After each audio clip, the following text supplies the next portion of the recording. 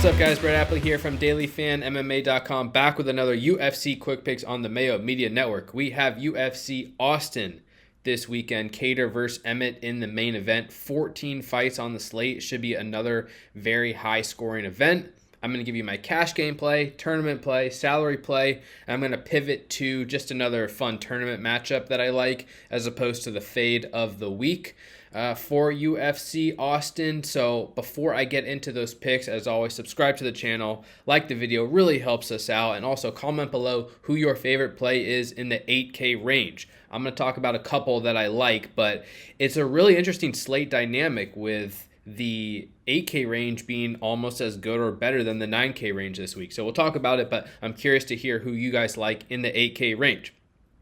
Without further ado, let's move on to my cash game play of the week. It is going to be Cody Stamann at 9.5K. I like Cody Stamann in cash games this week.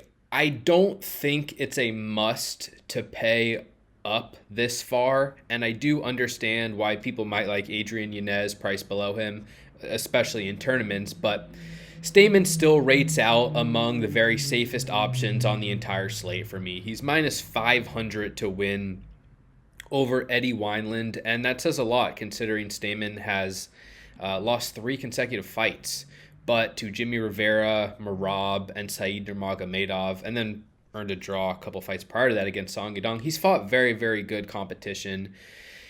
Losing to Merab's fine. Getting submitted quickly by Said, that's not a great look, but this is a better matchup for Stamann against Eddie Wineland, who I think is around 38 years old.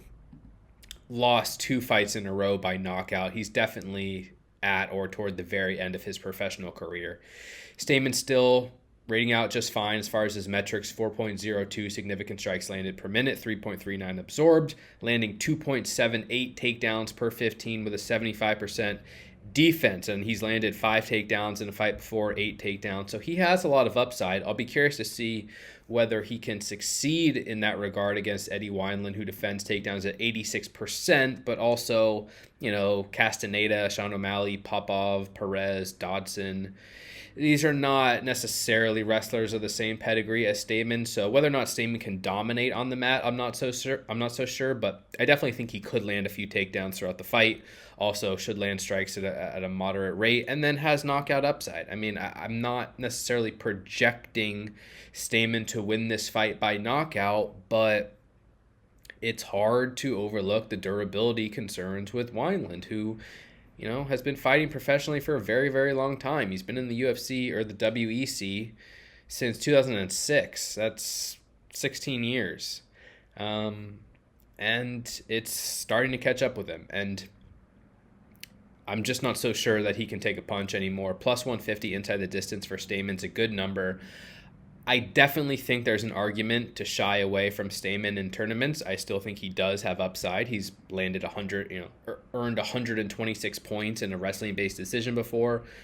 The issues with Wineland. I still am fine paying up to Stamann in tournaments, but there are a lot of very strong options in the 8K range where I don't feel it's a must. In cash games, a lot of the fighters in that same 8K range, while they have upside, there's a lot of question marks. And I feel pretty comfortable with Stamann, especially considering his betting line, good inside distance line, wrestling path to victory, wrestling volume potential, knockout potential, striking upside as well. So there's a lot of good angles for Stamann this week. A decent matchup, good metrics, strong, comfortable style, and I think you can pay up without too much difficulty in cash games on this slate. So I like Cody Stamann in cash games for 9.5K.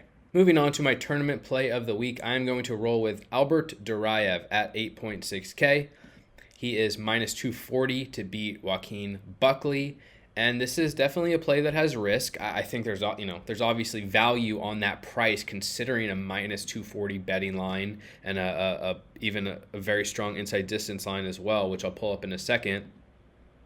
But Duraev had a very interesting UFC debut against Roman Kopylov. I thought Duraev would have a lot of success on the ground, probably win that fight inside distance, and he did not, but he got very close, and he actually outstruck Kopylov in the first round, which was impressive.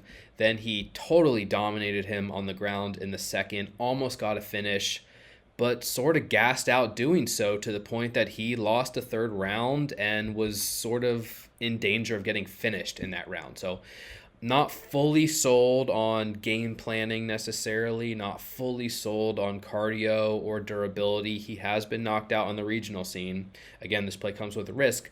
But I think the way that he ended that fight against Kopylov is maybe going to keep people from targeting him heavily on this 14 fight slate. There's a lot of good options. He only scored 90 points. I just think he was so close to finishing that fight in the second round against Kopylov that he would have scored like 120 points or something. He would have put up a very, very big score, and perhaps he just got tired doing so. This is another good matchup for him against Buckley. Again, he's minus 240 for a reason. Plus 115 inside the distance is very strong. Buckley can hit hard, and Buckley might knock him out. That's certainly possible. But I don't think his ground game is very good. He's defending takedowns at 40%. He just got taken down 3 times by Abdul Razak Al Hassan. And granted, that was at the end of a fight, but he got controlled for a few minutes, looked tired, didn't look functional from his back.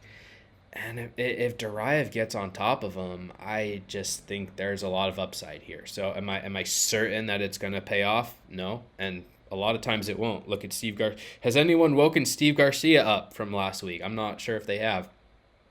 That was a painful loss for him and for me. But look, I just, there's a lot of risk in tournaments. 14 fights. You have to be on fight to be on the optimal lineup. You have to score a ton of points.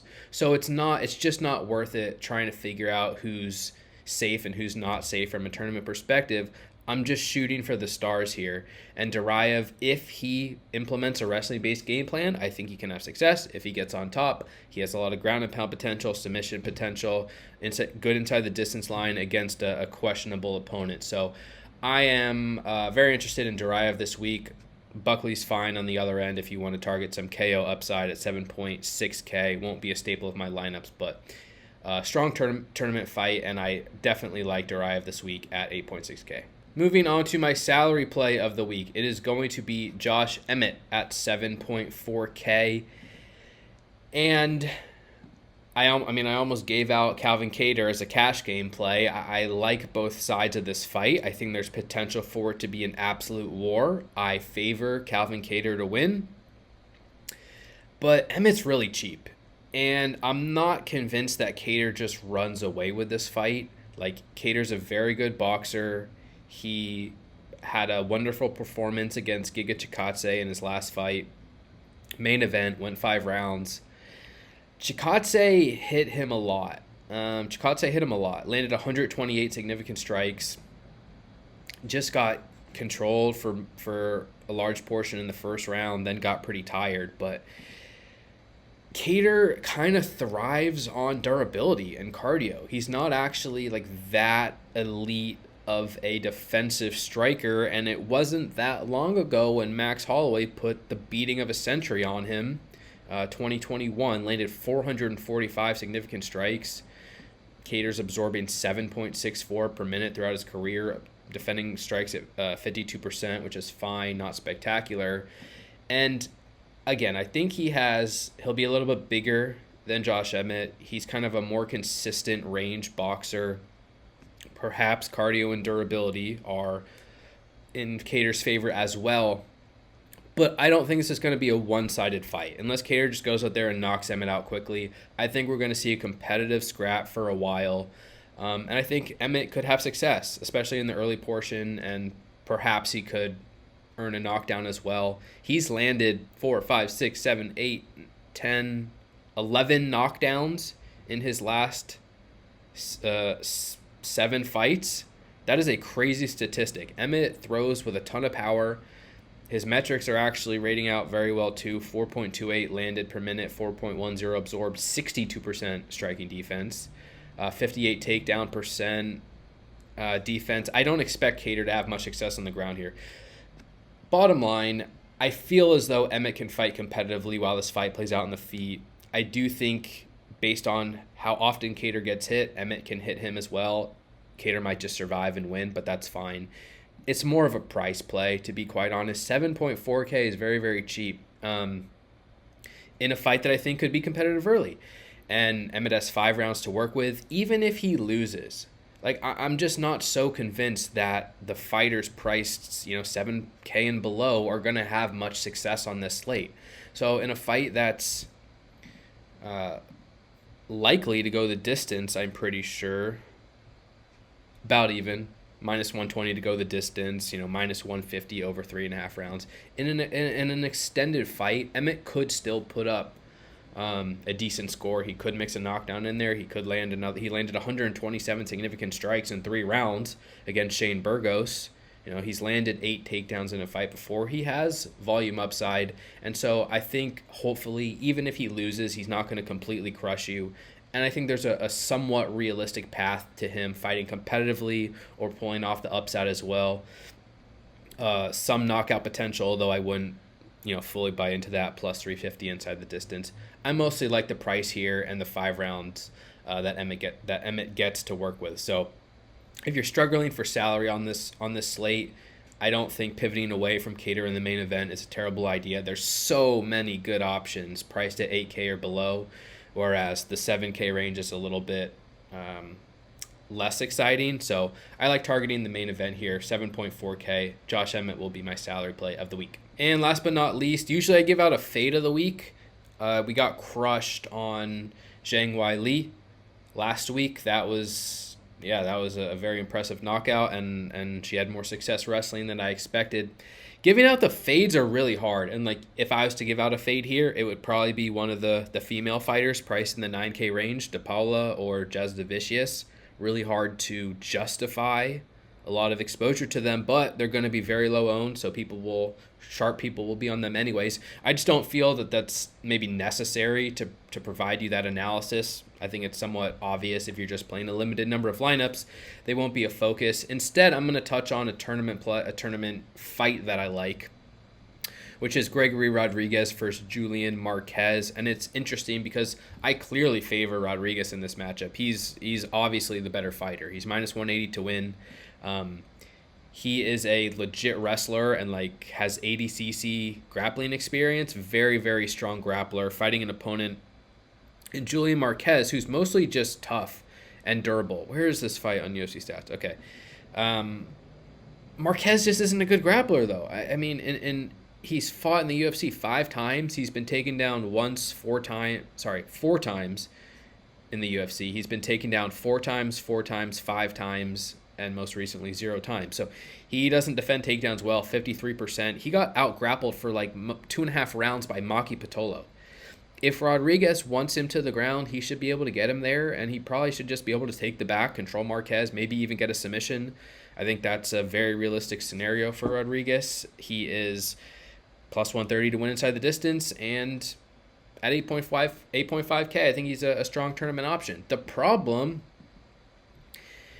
is that Rodriguez doesn't have the best durability or cardio or fight IQ, I would even say, and he got KO'd in the first round on the Contender Series.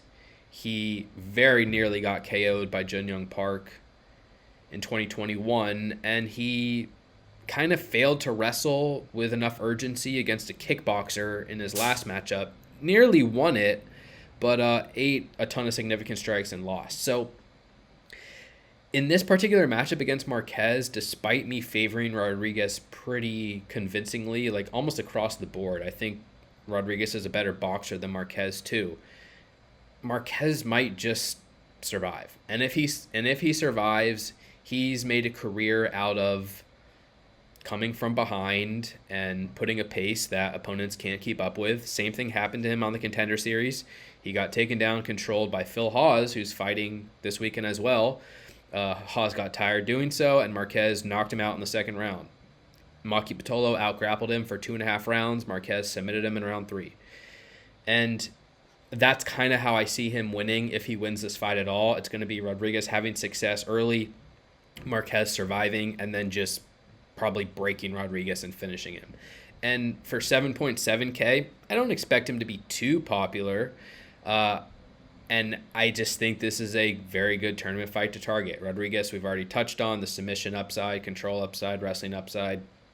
Good fighter, but if he slips up, Marquez easily can turn the fight around, hurt him, or even lock up a submission if Rodriguez is gassed. I wouldn't be shocked by either. So this is definitely a fight that I'm interested in, a fight I'm probably looking to be overweight to the field on, and despite Rodriguez being a good option at 8.5K, don't overlook the underdog in Marquez this weekend. That's going to do it, guys, for this week's UFC Quick Picks. Thank you again for the support. You can follow me on Twitter at Appley, TTP, dailyfanmma.com for all your DraftKings breakdowns needs. Just posted 14 fights worth of breakdowns on the site. Got a premium podcast coming up later tonight as well. Again, thank you guys. Make sure you subscribe to the channel, like the video, and let me know who you like in the 8K range this week. Best of luck. Stay safe out there. I'll talk to y'all soon. Peace.